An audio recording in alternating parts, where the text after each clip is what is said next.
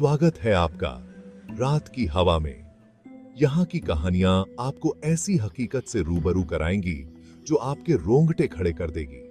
आज की कहानी एक ऐसी घटना पर आधारित है जिसे सुनने के बाद आप दीवारों को भी शक की नजर से देखने लगेंगे। कहानी है खून से सनी दीवारें। मेरा नाम है आदित्य और जो कहानी मैं आपको सुनाने जा रहा हूं वो कोई काल्पनिक कथा नहीं है।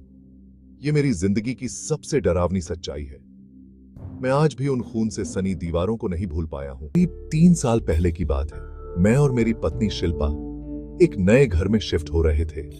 ये घर हमें सस्ते में मिल गया था और घर देखकर ऐसा लग रहा था कि कोई यहाँ काफी वक्त से नहीं रहा। मगर हमें क्या पता था कि इस घर के पीछे कोई भयानक राज छिपा हुआ है। शुरू में सब ठीक लग रहा था।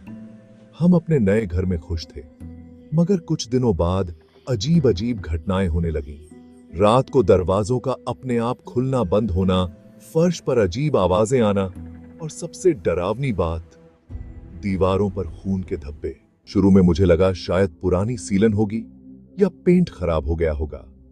मैंने उसे साफ करने की कोशिश की, मगर हर बार उन धब्बों का गहरा होना, जैसे वो खून हो, मुझे अंदर तक झकझोरने लगा। रातों को मुझे भयानक सपने आने लगे। मैं अक्सर देखता कि दीवारों से खून बह रहा है और मैं उसमें डूबता जा रहा हूं। ये सपने इतने असली थे कि नींद से उठने के बाद भी मेरा दिल तेजी से धड़कता रहता और फिर मुझे वो आवाजें सुनाई देने लगी जैसे कोई दीवारों के अंदर से फुसफुसा रहा हो। मैं जब भी दीवारों के करीब जाता वो आवाजें और तेज हो जाती। आदित्य, ये देखो, ये दीवार से खून आ रहा है।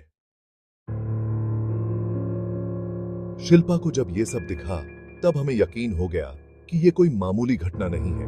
हमने इस घर के बारे में कुछ और जानकारी जुटाने की ठानी। कुछ दिन बाद हमें उस घर की पुरानी फाइलें मिली और जो हमने पढ़ा उसने हमारी रूह कंपा दी। इस घर में एक भयानक हादसा हुआ था।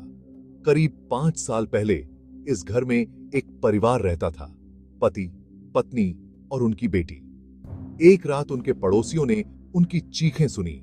अगले दिन पुलिस ने उनके शव इस घर की दीवारों से खून में सने हुए पाए।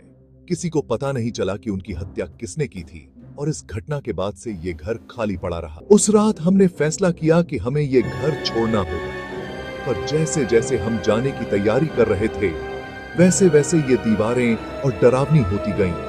दीवारों से खून अब हमारे कमरों तक पहुंचने लगा। हमें ऐसा महसूस हो रहा था जैसे कोई हमें इस घर से जाने नहीं देना चाहता। हम यहां से बाहर क्यों नहीं निकल पा रहे? ये दीवारें हमें मार डालेंगी। हमारे सामने वो आत्माएं खड़ी थीं। उन दीवारों से खून बह रहा था और हमें ऐसा लग रहा था कि हमारी भी मौत वहीं होने वाली है। पर तभी शिल्पा ने वो किया जो हमारी आखिरी उम्मीद थी। शिल्पा ने उस परिवार की तस्वीर को जला दिया। शायद यही वो कड़ी थी जिससे वे आत्माएं बंधी थीं। जैसे ही फोटो जलकर राख हुई, दीवारों से खून बहना बंद हो गया और फिर वो भूत भी गायब हो गए। हम उस घर से तो बाहर निकल आए, मगर आज भी जब मैं उस घर की खून से सनी दीवारों को याद करता हूं तो मेरी रूह कांप उठती है। वो घर अब भी खाली है और मुझे नहीं पता अगला कौन उस घर में रहने जाएगा। अभी यह कहानी खत्म नहीं हुई है। यह जानने के लिए आगे हुआ हमारे दूसरे भाग का इंतजार करें।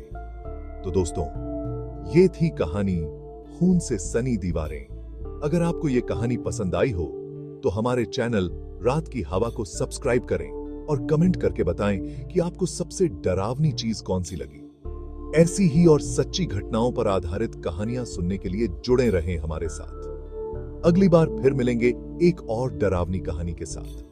तब तक रात की हवा से सावधान रहें।